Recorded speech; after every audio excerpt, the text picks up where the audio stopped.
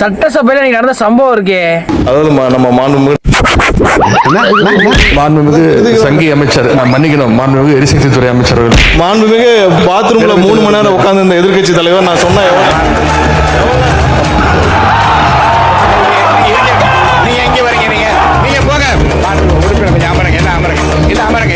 ஒவ்வொருத்தவங்க பாத்ரூம்குள்ளேயே வந்து அவங்க என்ன பண்றாங்க, ஏது பண்றாங்க, எத்தனை மணி நேரம் அந்த பாத்ரூம்குள்ள இருக்காங்க, அதை பாக்கிறதுக்கு வந்து ஒரு அமைச்சர் வந்து போட்டிருக்கீங்களா அப்படின்னு சொல்லி உதயநிதி வந்து கேட்டதாகட்டும். யாரு பாத்ரூம்ல எவ்வளவு நேரம் உட்கார்ந்துருக்காங்க அப்படின்னு கண்காணிக்கிறதுக்கு ஒரு தனி அமைச்சர் வச்சிருக்கீங்களா என்பதை நான் கேட்க விரும்புறேன். யார் அவன் இவ்வளவு டென்ஷன் ஆவறானே?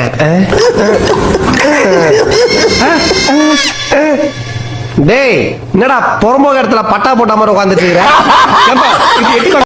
இந்த லைவ் வந்து ஸ்டாலின் பார்க்கும்போது வந்து அவர் மைண்ட் செட் வந்து எப்படி இருக்கும்? அழாத அழாத அழாத, நாம அவனுக்கு 3 பேர் இருக்கோம்டா.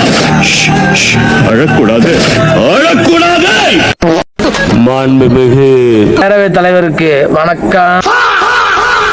சினிமால இருக்கும்டா ஸ்கிரிப்ட், வெப்சைட்ஸ்ல இருக்கும்டா ஸ்கிரீன் பிளே, ஆனா நம்ம அசம்பிளில மட்டும் தான் இருக்கும் மீம் ஸ்டோலுக்கான கண்டென்ட் அப்படிங்கிற மாதிரி ஒரு தரப்பான மக்கள் வந்து சொல்றாங்க.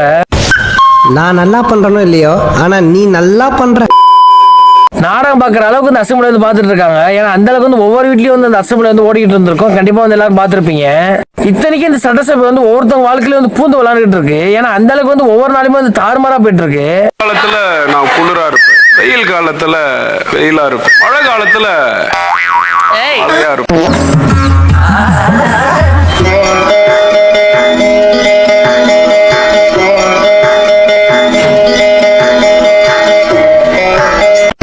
நண்பர்களே, ஃபர்ஸ்ட் இந்த காணொலியை வந்து எங்கேருந்து ஆரம்பிக்கிறோம் அப்படின்னா வந்து நம்ம சிஎம் சாரோட என்ட்ரி.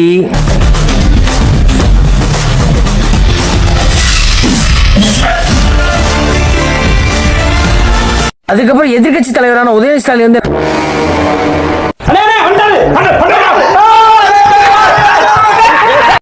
சட்டசபை நடக்கிறத வந்து லைவ் டெலிகாஸ்ட் பண்ணாதீங்க, அப்படி பண்றதுனால வந்து ட்ரோலுக்காகவும் மீன்ஸ் மெட்டீரியலுக்காகவும் பயன்படுத்திட்டு இருக்காங்க அப்படின்னு சொல்லி அழுகாத குறைய கேட்டுட்டாப்புல. இந்த அவை நிகழ்ச்சி எல்லாம் வந்து நீங்க லைவ்ல எல்லாமே போயிட்டு இருக்கு. இதெல்லாம் வந்து யூடியூப் சேனல்லையும் சோசியல் மீடியாலையும் ரீல்ஸாக கற்பனை செய்யப்பட்டு அதிகமாக ஷேர் செய்யப்படுகிறது. அழுகுறான். அழுவலையா? கண்ணீர் ஒழி பேண்ட்டுக்குள்ள போயினுக்குது, அழுவலன்ற. ஜோசியக்கார சொன்னாதான் வந்து ஃபைலை திறந்து பாப்பீங்களா அப்படின்னு சொல்லி உதயநிதி ஸ்டாலின் வந்து கெட்ட சொன்னதாகட்டும். ஜோசியக்கார சொன்னாதான் அந்த ஃபைல் திறந்து பார்ப்பீங்களா? நல்ல நேரம் அதை பார்த்து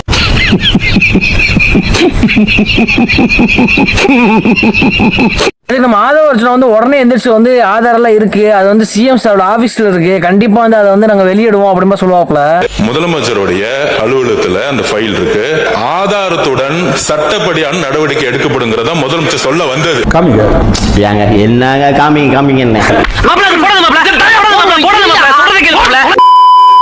இது மக்களால் வந்து தேர்ந்தெடுக்கப்பட்ட ஒரு ஆட்சி. நாங்க வந்து எது பண்றதா இருந்தாலுமே வந்து வெளிப்படையா பண்ணுவோம். அதனால வந்து நாங்க வந்து அசம்பிளி நடக்கிறத வந்து லைட் டெலிகாஸ்ட் பண்ணிருக்கோம் அப்படின்னு சொல்லுவாப்ல. மக்களுடைய ஜனநாயகத்தை காப்பாற்றுவதற்காக லைவ் மக்கள் முன்னாடி தெரியுமா விட்டுருக்காரு, மக்கள் முன்னாடி தெரியுமா விட்டுருக்காரு. அதுக்கப்புறம் தான் ஆட்டம் சூடு பிடிக்க போகுது அப்படிங்கிற மாதிரி சங்கி அமைச்சர் வந்து ஒரு விஷயத்தை வந்து சொல்லியிருப்பாப்ல. மாண்புமிகு பேரவைத் தலைவர் அவர்களே, ஜோசியம்னு சொன்னாரு. ஜோசியம் பார்த்து மஞ்சள் தூண்டு போட்டதெல்லாம் ஆல்ரெடி தமிழ்நாடு பாத்துருச்சு. நான் பொய் சொல்லலாம், மஞ்சள் தூண்டு என்னைக்குமே பொய் சொல்ல. சேலஞ்ச் பண்றேன், ஓப்பன் சேலஞ்சே பண்றேன். நாங்க பண்ண தப்புக்கு வந்து உங்க ஆதாரம் இருந்துச்சு அப்படின்னா வந்து கண்டிப்பா வந்து நடவடிக்கை எடுங்க அப்படிமா சொல்லியிருப்பாப்ல. நான் எதுவும் சேலஞ்ச் எல்லாம் பண்ணல, நான் ஓப்பன் சேலஞ்சே பண்றேன். உண்மையா குற்றச்சாட்டு ஆதாரத்தோடு இருந்தால் அவர் நடவடிக்கை எடுக்கட்டும். சினிமால பேச வேண்டிய டைலாக்லாம் வந்து இங்க வந்து பேசக்கூடாது அப்படிமா சொல்லியிருப்பாப்ல. சினிமால பஞ்ச் டைலாக் பேசுறதெல்லாம் இந்த சட்டமன்றத்தில் பேசலாம். நீங்க அப்படியே பஞ்ச் டைலாக் தேவையே இல்லாம என்ன பஞ்சு டைலாக் பேசுறேன்? பஞ்சு பேசல. ஆனா சபாநாயகர்லாம் உண்மையிலே பாவம். ஏன் பண்ண வந்து யாரை கட்டுப்படுத்துனே தெரியாது. ஒரு பக்கம் பார்த்தா அவங்க கத்துறாங்க, இன்னொரு பக்கம் பார்த்தா இவங்க கத்துறாங்க, நடுவில் வந்து இவர் கத்திக்கிட்டு இருக்காரு.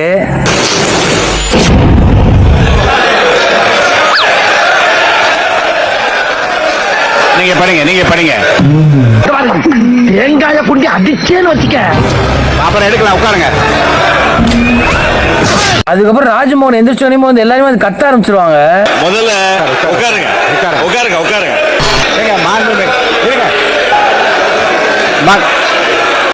நான் சபாநாயகர் கிடையாது, அம்பேர் அப்படிங்கிற மாதிரி 2 பேருக்கு இடையில நடுவில் நின்று படாதபா பட்டுக்கிட்டு இருப்பாப்ல.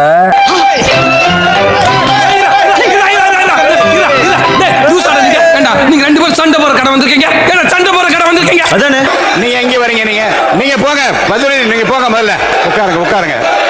டேய் வர வர உங்க வேடெல்லாம் ரொம்ப பேடா இருக்குடா. அதுக்கப்புறம் இந்த லாஸ்ட்ல உட்காந்துருக்க டாக்டர் வந்து முன்னாடி வந்து உட்காந்துருக்காரு அப்படிமா சொல்லுவாப்புல.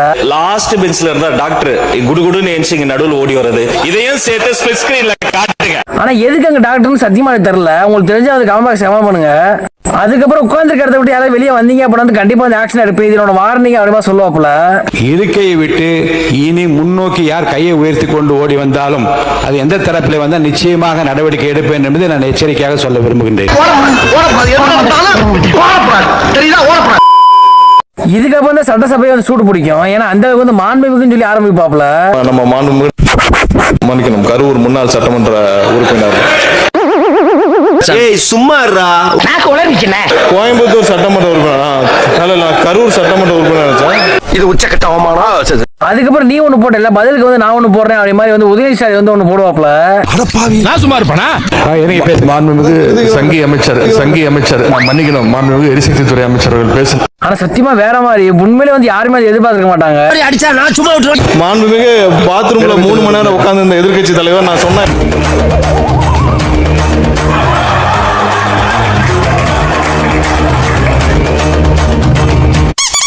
இந்த லைவ் வந்து ஸ்டாலின் பார்க்கும்போது வந்து அவர் மைண்ட் செட் வந்து எப்படி இருக்கும்? அழாத அழாத அழாத நாம அவனுக்கு 3 பேர் இருக்கோம்டா. அழக்கூடாது அழக்கூடாது. அதுக்கப்புறம் டக்குன்னு ஆலோசனை எந்திரிச்சு என்னை பேச விடுங்க, பேசும்போது தடுக்காதீங்க, இந்த மாதிரி எந்திரிச்சிங்க அப்புறம் வந்து நாங்களும் எந்திரிச்சிருவோம் அப்படின்னு சொல்லி எல்லாரும் எந்திரிச்சிருவாங்க. இந்த மாதிரி எல்லாரும் எந்திரிச்சா நாங்க எந்திரிச்சா இந்த அவை நடக்காது.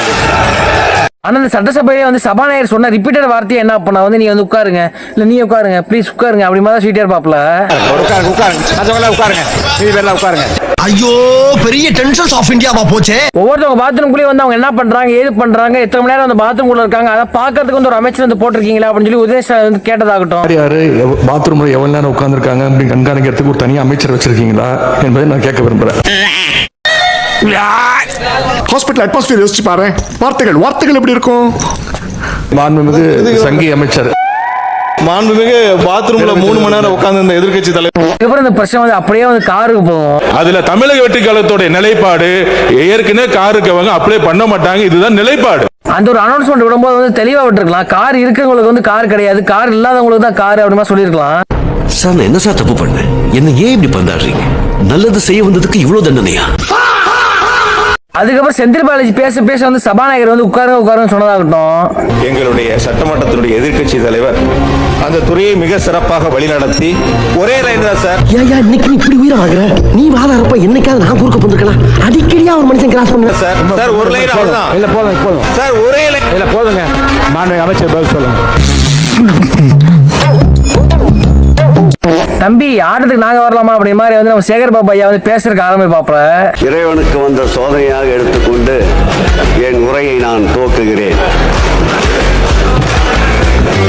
சரித்திர புகழ்பெற்ற சட்டப்பேரவை தலைவர் அவர்களே, நீங்கள் பிறந்தது திண்டுக்கல் என்றாலும் மன்ற உறுப்பினர்களுக்கு வாய்ப்பூட்டு போடாத சமத்துவமிக்க ஒரு தலைவரை வணங்குகின்றேன்.